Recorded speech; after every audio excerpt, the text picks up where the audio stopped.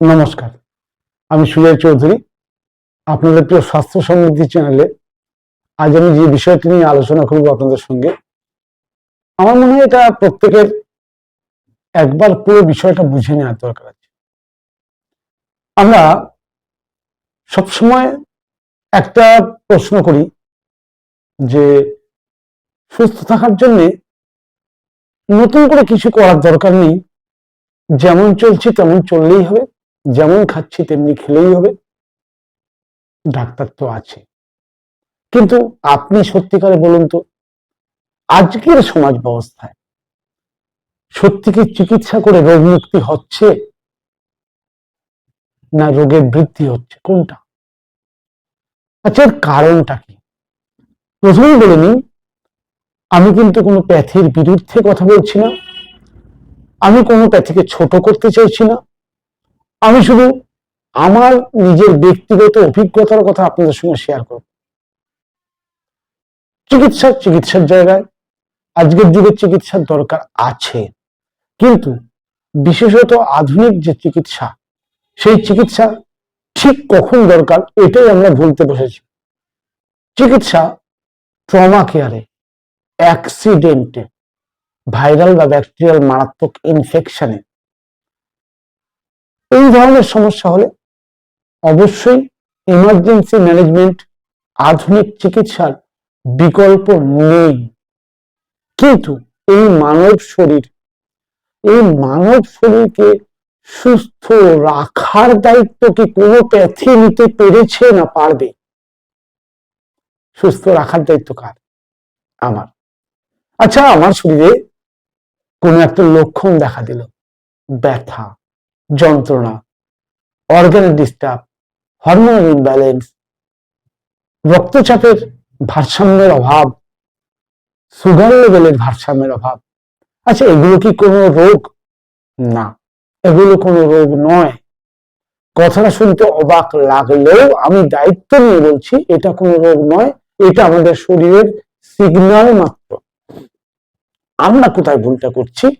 আমরা যে কারণে ওই রোগগুলো সিগন্যাল দিচ্ছে শরীর, ব্লাড টেস্ট করে বা আমরা অন্যান্য পরীক্ষা করে যেগুলো জানতে পারছি, সেই কারণগুলো না খুঁজে আমরা শুধু সিগন্যালটাকে দমন করার চেষ্টা করছি। ব্যাপারটা এমন হচ্ছে নাকি যে গাড়ির ড্যাশবোর্ডে হঠাৎ লাল আলো জ্বলে উঠেছে, আমরা কেন লাল আলো জ্বলল সেটা না দেখে বাল্বটাকে খুলে রেখে দিলাম, আর তো আলো জ্বলছে না। ফলে কি হচ্ছে? ইঞ্জিন ওভারহিট হচ্ছে, ওভারহিট হয়ে কিছুক্ষণ পরে কিন্তু ইঞ্জিন দাঁড়িয়ে যাচ্ছে। আমাদের শরীরে ঠিক তাই হচ্ছে। শরীর সিগন্যাল দিচ্ছে পেইন, সিগন্যাল দিচ্ছে ব্লাড সার্কুলেশনের গন্ডগোল, শরীর সিগন্যাল দিচ্ছে রক্তচাপের গন্ডগোল, শরীর সিগন্যাল দিচ্ছে সুগারের ভারসাম্যের অভাব। তাহলে এই পরিস্থিতিতে আমরা ওষুধ দিয়ে ব্যাপারটাকে মেনটেন করার চেষ্টা করছি, কিন্তু যে কারণে এই সমস্যাগুলো হলো সেই কারণগুলো আমাদেরকে শেখাচ্ছেও না, আমরাও নিজেরা শেখার চেষ্টা করছি না। ফলে আজকে আমরা প্রত্যেকে কিন্তু ক্রমশ ক্রমশ ক্রমশ চক্রব্যূহের মতো রোগের গহ্বরে ঢুকে যাচ্ছি, রোগ থেকে বেরোতে পারছি না। আমাদের মাথায় একটা ধারণা কাজ করে, প্রাকৃতিক চিকিৎসার কোনো ক্ষমতাই নেই। প্রাকৃতিক চিকিৎসা এই শরীরকে ঠিক রাখার জন্য সবার প্রথম চিকিৎসা। প্রাকৃতিক চিকিৎসা কোনো ম্যাজিক নয়। প্রাকৃতিক চিকিৎসা হঠাৎ কিছু করে দেখাতে পারে না। ম্যাজিক আর হঠাৎ কিছু করার জন্য আপনাকে আধুনিক চিকিৎসার দ্বারস্থ হতেই হবে। আপনি খুব কষ্ট পাচ্ছেন, কষ্ট নিবারণের জন্য আধুনিক চিকিৎসার দ্বারস্থ হয়েছেন, খুব ভালো, দরকার। কিন্তু কষ্টটা কেন এলো, কি করলে কষ্টটা আবার শরীর থেকে চলে যেতে পারে, এটা কি আপনাকে আধুনিক শিক্ষা দিতে পারে? না আপনাকে আধুনিক শিক্ষা এই পথ দেখাতে পারে? এই পথ একমাত্র যদি কেউ দেখাতে পারে, সেটা হচ্ছে প্রকৃতির নিয়ম। এই মানব শরীর যখন তৈরি হয়েছিল, তৈরি হওয়ার সময়কার যে নিয়ম, সেই নিয়মের আমরা তো ধাজিয়া উড়িয়ে দিয়েছি। অর্থাৎ যত রকম ভাবে ইমিউনটাকে ধ্বংস করা যায় সমস্ত রকম ভাবে ধ্বংস করে দিয়েছি। অর্থাৎ একটা ইমিউন তার যে প্রোটোকল, তার যে ইউজার ম্যানুয়াল, সেটা আমরা না মেনে সম্পূর্ণ অন্য নিয়মে ইমিউনটাকে জোরপূর্বক চালাচ্ছি। সবসময় মাথা রাখবেন, আমাদের শরীরটা কিন্তু অটো পাইলট মোডে চলার জন্য অভ্যস্ত। আমার শরীরের কাছে শুধু একমাত্র ফুয়েল ভরা ছাড়া আর কিচ্ছু আমাদের ক্ষমতা নেই, বাকি সব অটোমেটিক হয়। অর্থাৎ ফুয়েল ভরার ক্ষমতা আমাকে ভগবান দিয়েছে বলে আমরা সেই সুযোগে কিছু মেডিসিন ভরে দিলাম, দিয়ে মনে করলাম আমি ভালো আছি। ভালো আপনি নেই, আপনার ক্রমশ আরো 10টা নতুন রোগ হচ্ছে এবং আয়ু কমছে, আয়ু বাড়ছে না। আপনি ওষুধের সঙ্গে সঙ্গে আপনার জীবনশৈলীর পরিবর্তন করুন। আমি আজকে একটা ছোট্ট টিপস বলছি, 7 দিন করে দেখুন তো। ব্রেকফাস্টে শুধু ফলই খান, আর কিচ্ছু খাবেন না। অবশ্যই ঘুম থেকে একটু জল খান পেট ভরে, খালি পেটে ফল নয়।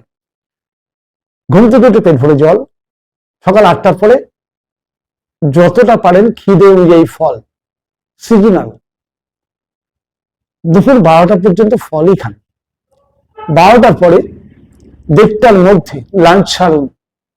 লাঞ্চে আপনার খিদের 50% র স্যালাড খান, টেস্টি বানিয়ে খান। তাতে ধনে পাতা দিন, পেঁয়াজ দিন, আদা দিন, রসুন দিন, অল্প বিট নুন দিন, গোলমরিচের গুঁড়ো দিন, জিরের গুঁড়ো দিন, টেস্টি বানিয়ে খান, কিন্তু ন্যাচারাল খান। আর বাকি 50% সহজ সরল কুক ফুড খান। অ্যানিমাল প্রোটিন, মিল্ক প্রোটিন কিছুদিন অ্যাভয়েড করুন। এবার ডিনার। ডিনার সূর্য ডোবার ম্যাক্সিমাম 1 ঘন্টার মধ্যে শেষ করুন। হিসাব অনুযায়ী সূর্য ডোবার পরে খাওয়াই উচিত না। ডিনারে হ্যাঁ কিছু স্যালাড খান, আর অবশ্যই স্যুপ টাইপের হালকা কিছু খান। রিচ খাবার ডিনারে কিচ্ছু খাবেন না। রোগ আপনার যাই হোক, আপনি এটাকে মেনটেন করুন। আর খাবার 1/2 ঘন্টা আগে জল খান, খাবার সঙ্গে জল খাবেন না, খাবার 1.5 ঘন্টা পরে জল খান। এরপরে আপনার চাহিদা অনুযায়ী অবশ্যই জল খান। তাহলে দিনে এই 3 বার খান। জল খাওয়ার দিকে খেয়াল রাখুন, একটু সানলাইটে থাকুন। আপনার যে রোগ আছে সে রোগ রিভার্স করতে বাধ্য হবে। তবে হ্যাঁ, যারা কিন্তু সুগারের রোগী তারা কিন্তু এই প্রোটোকল মানলে খুব সাবধান। আপনার ডাক্তারের সঙ্গে আলোচনা করে দেবেন, কারণ এই প্রোটোকল কিন্তু আপনাকে সুগার ডাউন করতে সাহায্য করবে। এবার সুগার ডাউন হচ্ছে, আর ওদিকে আপনি সুগারের ওষুধ যেমন খাচ্ছিলেন তেমন খাচ্ছেন, ফলে কি হবে, হাইপোগ্লাইসেমিয়া হয়ে বিপদ হতে পারে। অর্থাৎ সুগারের রোগীর ক্ষেত্রে কিন্তু এই নিয়মটা লাগু করা যেতে পারে, কিন্তু সেক্ষেত্রে কারোর গাইডেন্সে বা আপনার ডাক্তারের সঙ্গে আলোচনা করেই, অন্যথায় নয়। বাকি সমস্ত রোগীরা ছোট্ট এই নিয়মটুকু পরিবর্তন করুন তো, দেখুন তো কি হয়। আপনার ওষুধের ডোজ ক্রমশ বাড়ে না ক্রমশ কমে। আপনি 7 দিনে বুঝতে পারবেন আপনার ডাইজেশন ইমপ্রুভ করবে, গ্যাস অম্বল ভ্যানিশ হয়ে যাবে, স্কিনে গ্লো আসতে শুরু করবে, মনে ফুর্তি আসতে শুরু করবে, কনস্টিপেশন ভ্যানিশ। কি চান? সমস্ত রোগের মূল তো পেট, আর পেট ঠিক সব ঠিক। আর পেট ঠিক করার সবচেয়ে সহজ টিপস আজকে আমি আপনাদের দিয়ে দিলাম। অতএব একবার তো প্রয়োগ করে দেখুন, ম্যাজিক হবে। বিশ্বাস মেলায় বস্তু, তর্কে বহুদূর। আমি আপনাকে আজব কিছু বলিনি, আজব কিছু খেতেও বলিনি, বিশাল কিছু নিয়েও বলিনি। যদি সুস্থতা সত্যি চান, একবার প্রয়োগ করে দেখুন তো কি রেজাল্ট আসে। আজকে এই পর্যন্ত।